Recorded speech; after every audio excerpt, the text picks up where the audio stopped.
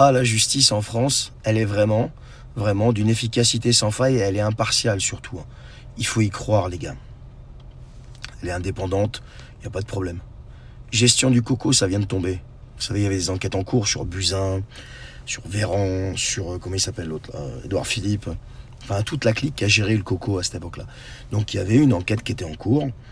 Et donc, ça a duré des années. Et là, boum, badaboum, on a eu le dénouement enfin. Eh bien, ça y est, circulé, il n'y a rien à voir. L'enquête est close. Personne n'est coupable, personne n'est mis en examen. Tout va bien, c'est normal. Ils ont fait ce qu'ils ont pu, les pauvres.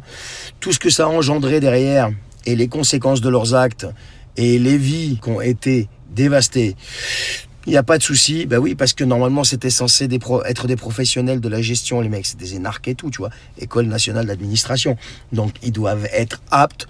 Enfin, ils auraient dû être aptes à gérer tout ça comme il fallait. Et ben non, la justice, elle a dit non. La justice, elle a dit, circuler, il n'y a rien à voir, personne ne sera mis en examen. L'affaire est close, merci, au revoir. Vous n'avez que vos yeux pour pleurer. Bonne journée, vive la France, vive la République, liberté, égalité, fraternité et surtout justice. Ouais, justice indépendante. Après François Bayrou à Mayotte, je vais vous parler d'Elisabeth Borne avec sa superbe prestation. La saga du bal des hypocrites continue et c'est pas prêt de s'arrêter, les amis. Mayotte, c'est la France. Si Mayotte, c'est la France, il va falloir m'expliquer pourquoi, après un cyclone dévastateur, eh bien, il y a des familles entières qui galèrent encore et toujours à survivre et à vivre dans des bidonvilles. Pas d'eau, pas de bouffe, rien, que dalle. Les mecs doivent marcher des kilomètres en plein cagnard juste pour espérer avoir de l'aide. Et il paraît que ça s'appelle la solidarité nationale. Et là, t'as la ministre de l'Éducation qui débarque, 2 profs excédés viennent lui parler.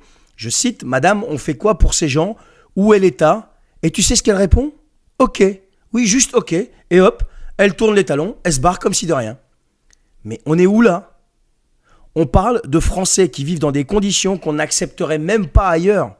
Mais à Mayotte, visiblement, tout le monde s'en fout. Tout le monde s'en fout. Et regarde la séquence, tu vas juste flipper. Regarde.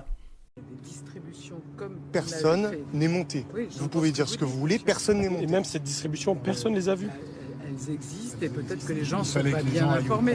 Mais attendez, que les gens aillent au point relais, il faut aller... Alors les gens du lycée des Lumières doivent aller au point relais, c'est la mairie de Mamoudzou, c'est 5 km à pied en plein cagnard, 5 km retour, c'est 10 km en plein cagnard sans eau, sans nourriture. C'est impossible, c'est infaisable. Ils diront ce qu'ils voudront. C'est une honte. Voilà.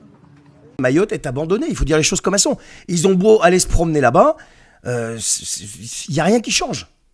Et ils font des promesses qui sont intenables. Alors je ne sais pas quand est-ce qu'ils vont vraiment réagir, je ne sais pas quand est-ce qu'ils vont vraiment agir, parce que pour l'instant, ça reste que du blabla. Et la pire des insultes, c'est Madame Borne, elle tourne les talons et elle se casse. Mais moi, je serais tenté de poser juste une question, mais elle se prend pour qui, en fait ? Elle se prend pour qui, cette femme ? Je ne sais pas, moi, ça me révolte. Quand je vois ça, ça me révolte. Surtout quand je vois ces familles, ces gens qui sont en train de galérer, et c'est un territoire français. C'est un territoire français. On n'est pas en train de parler d'envoyer de l'aide humanitaire. C'est un territoire français. Voilà. Donc, je sais pas. Dites-moi ce que vous en pensez.